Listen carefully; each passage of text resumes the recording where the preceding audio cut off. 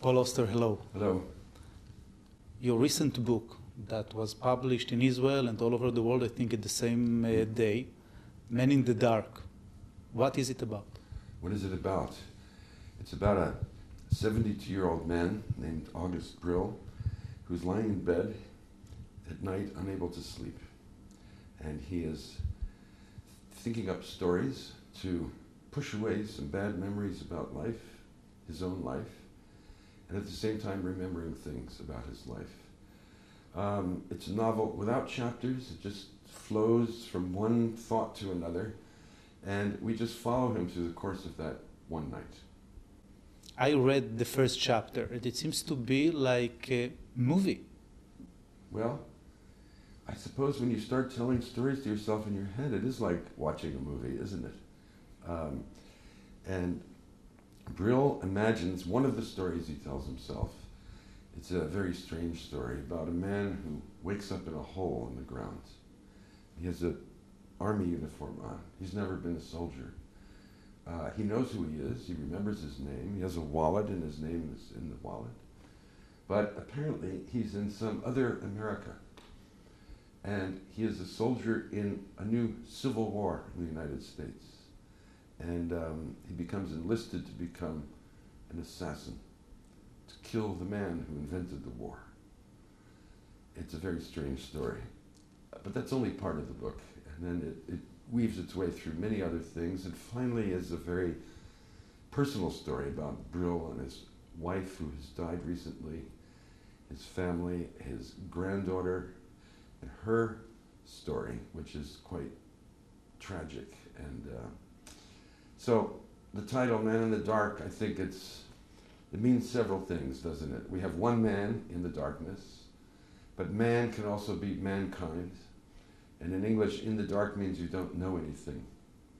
So, and when we say dark, it means, well, not sunny. Huh? So it is a dark book in many ways. I think what catch the eye of the Israelis is that on the first page, you decided to dedicate the book to the Israeli author, David Grossman. David and his entire family. David is a very close friend of mine, and he's a man I admire tremendously. I think he's a great writer, but just as important, if not more important, I think he's a great man too. And we see each other infrequently, but whenever we're in the same part of the world, we do get together. And not so long ago, he was in New York, and he came for dinner, and it was just my wife, Siri, and I and David, the three of us, talking. And when he left, I remember turning to Siri and saying, I think David is probably the greatest man I've ever known in my life. I love him. And after what happened to him, after what happened to Yuri, and the poor, suffering Grossman family, I had to dedicate the book to them. Because the novel touches on things similar to what David and Michal and the kids have gone through about Yuri. So it's my little gesture of friendship and solidarity to them. Tell me a little bit how your friendship started. It started, we knew a lot of people in common, but we had never met. And I was invited to Jerusalem back in January of 1997.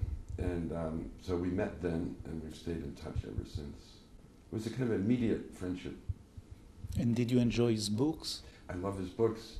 I love his political thinking. I like his essays. Everything he does I find interesting. Even the little book about Samson is fantastically interesting. So David's got a great heart and a great mind. And in America soon there's a small book of his speeches and essays coming out. And so I've read that in galleys already, and I was very moved by it. You mentioned his tragedy. What impact did it have on you? Well, in my book, there is a young man who was killed in a war. It happens to be Iraq, not Israel, Lebanon. But it's a similar kind of blow on the family, on the people who cared about this boy. And so David's story is one that is close to what I've been thinking about too, and that this should happen, have happened in the real world is, it's grotesque. Last time when we talked, you told me you were trying to avoid writing on political issues. And this time you're dealing with... To me. Yes, exactly. Well, I think that I've had this eerie sense that ever since the 2000 elections in the United States, when Al Gore was voted president, he was the president, and the Republicans stole it from him through political and legal maneuvers. A coup, really, finally, but a legal coup. So ever since this thing happened, this nightmare as far as I'm concerned, I feel that we've been living in a parallel world. The real world is a world in which Al Gore is finishing his second term. There's no war in Iraq, maybe not even a 9/11. It's possible. And that the shadow world is the one we've been living in with our bodies for the last 8 years. I think this was so much present in my mind that it generated this novel, or part of the novel in any case. And the fact that you touch political subject here in this book, the Twin Towers are still standing, this parallel world that you are mentioning, but on the other side, a civil war here in the United States, a war in Iraq that is in the back of the mind of everyone who reads the book. Mm-hmm. How was it for you to deal with it, to write something that relates to politics? Well, you know, it's politics and it's not politics. It's because at the same time, it is a novel. And what I'm most interested in is my character, Brill, August Brill. The story, to me, is a reflection of his psychological state. And he invents this story because he is in the condition that he's in.